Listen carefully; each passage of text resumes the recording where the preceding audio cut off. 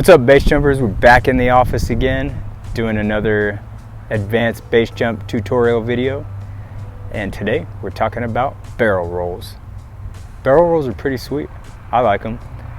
I was kind of scared of them in the beginning, but then once I did them, it came pretty fast. They're not always the best for heading performance, but you can get pretty good at making them open on heading. It's just that you're now rotating on a different axis than a flip, so your body's often pointing the wrong direction, which can make you open in the wrong direction as well. They can be also very dangerous. There is a particular direction you want to go. If you're right-handed and your BOC is on the right, then you definitely want to be rotating to the left. The pitch window is not huge, but it's manageable. It's better than a front flip. And basically you're going to be pitching just after you're rotated past being flat on your back. So basically you'll be looking up at the object when you're pitching. One thing that I always think about when doing a barrel roll is I think about doing basically a half barrel roll. I imagine that there's this magical mat down below, like a mattress or a big crash pad that's about 10 or 15 feet below.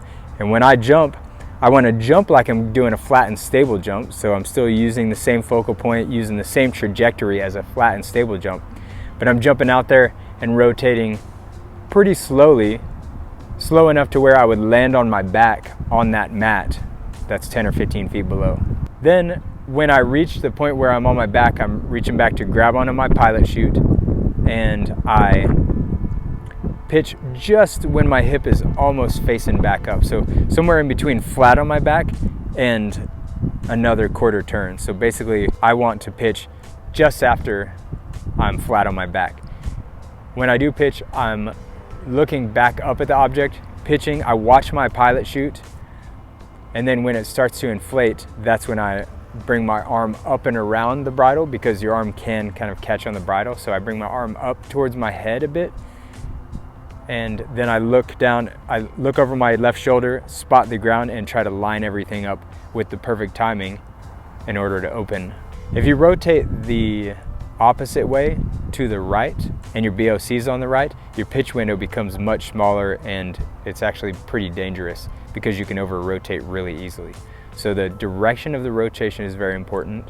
I like to have a tailwind on these jumps because it actually keeps the bridle away from my feet, but it's not as crucial as the direction for a gainer or a front flip. If you don't have any gymnastics training, then I would recommend first joining a trampoline gym or maybe learning diving, but trampoline is, I think, by far the best way because you can repeatedly do tricks over and over again. To practice for a barrel roll, you can basically just jump forward, rotating halfway onto your back, and just land on your back over and over again, and it'll help you understand the timing for pitching and the trajectory for the barrel roll.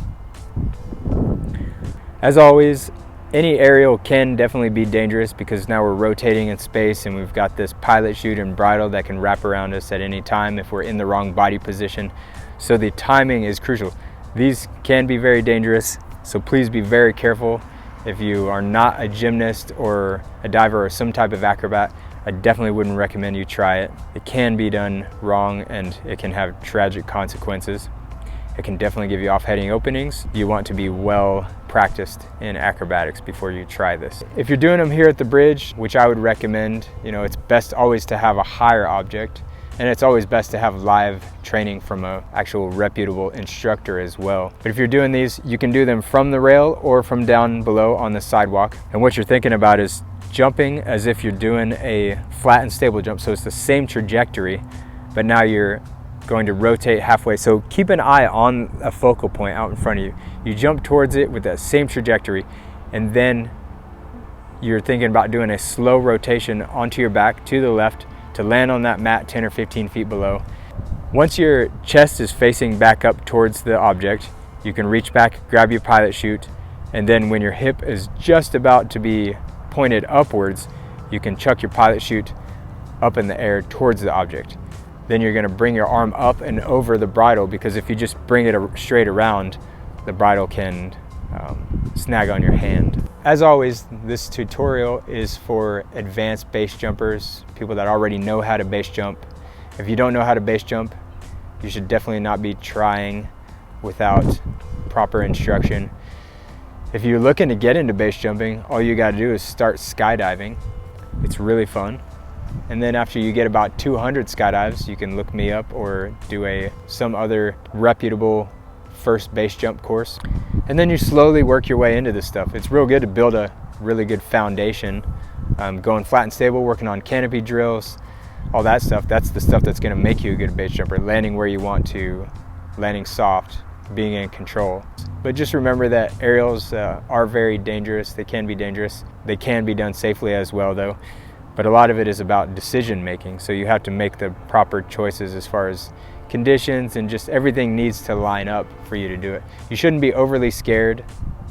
If your fear is not manageable, you should probably just wait on it. You definitely want to take your time and progress very slowly, because there are no second chances. There's no mistakes allowed. So you just really want to take your time with it, go down the right path, learn the acrobatic skills before you ever try. And just remember that it's a sport where you're not allowed to make mistakes, so you can't just go for it. It's not like you're just jumping and flipping and pitching randomly. You have to be in the proper position to pitch every time. And if you get disoriented on a base jump and have to pitch wildly in some direction, it could be the end of it. So it is to be taken very seriously, and it's no joke. So just make sure to use extra caution when starting aerials. Thanks for watching another tutorial. I hope it's helping you guys out. We love to get the information out there. We understand that not all of you guys are going to be doing this stuff. We just want the base community to be as safe as possible and to constantly progress in a positive direction. And remember, as always, these videos will help you, but it's best to get actual training from a real live base jumping instructor. See ya.